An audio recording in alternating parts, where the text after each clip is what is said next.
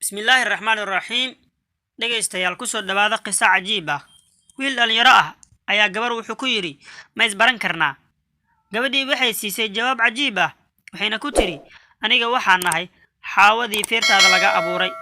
waxaan nahay qayb ka mid ah jirkaaga waxaan nahay hadiyadii uu alla ku siiyay markaad kali ku ahayd jannada oo aad u heshatay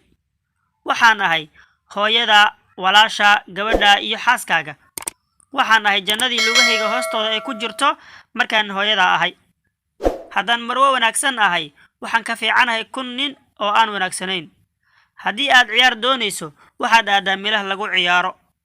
aniga iyo kuwa ila midka ah waxaan nahay wadadii lagula xiriiri lahaa si kor loogu qaado kalaamkii Allah subhanahu wa ta'ala loona faafiyo fadliga nabi Muhammad naxariis iyo nabadgelyo korkiisa ha ahaatee ee adiga yaa tahay walaalkaygiyow